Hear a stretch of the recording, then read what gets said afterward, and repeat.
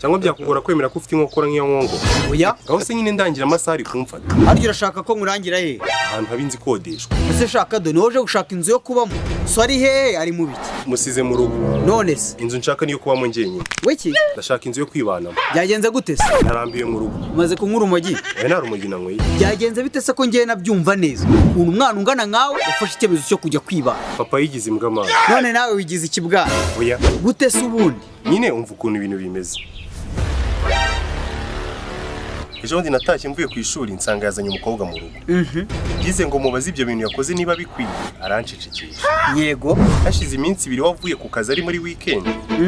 Asanga nanjye nazanye umukobwa twigana ku ishuri. Wiki Uretse se nyine nkubwiye. ndakumva. Ubwo nyine yarinjiye asanga muri salon nta muntu urimo, twebwe twibiriye mu cyumba. Muri gukora iki se? Turi kwiganirira tso. Ehe. Uzi ikintu cyambabaje kugezana n'iyi iyo mbyibutse mba numva mara yijenze mu maso. Oya ntabwo nyizi. Ni ukuntu yakomanze urugeke ndakukuraho umukobwa agiye kumereza akabizo kwita amasha. Ubu ndakibaza izindi njuga nzongera gutera uwo mubebe wanjye kugira ngo yongere ameza ku kabizo nkazibu. Birababaje kabisa. Umushenzi none ukuntu yamusohoye nta n'umwanya wo kwambara inkweto amuhaze. Ibaze ariko ko nashatse kuba turi sane twari twaririye ngo nyimukome umutima namukanga. Cyangwa nuko wahise utekereza ko arahita mugukurikiza. Reka ibyo ngibyo ntabwo nanabitekerezaga bitewe n'umujinya nari mfite. Urumvikana. Nyine ubwo guhera uwo munsi twese dutangiye kubana nk'ipusi n'imbere. Gute ubwo? Narabyukaga nkahita nicomokera nkigira mu zanjye, atahana n'ijambo na rimwe tuvuganye nkahita nigira mu cyumba. Mugahura ryari se? Aragahura no mu rugo nana hamwe no kurya byabaga ari kujisho. Ahubwo Imana kimwe kwamvuye yo kitandoze. Ese ari kubikora? Ariko menya papa nkubwira ugira ngo ni umuntu. Reka ni shitani mbi.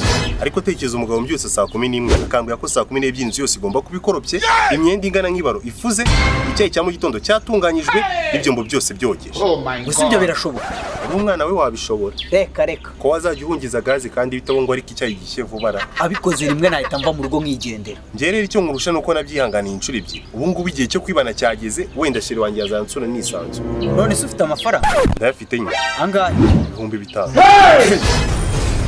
Mbere yuko nkubaza ngo nayiki wayakuye? Nayo nagavuraga papiyo yano makaguha.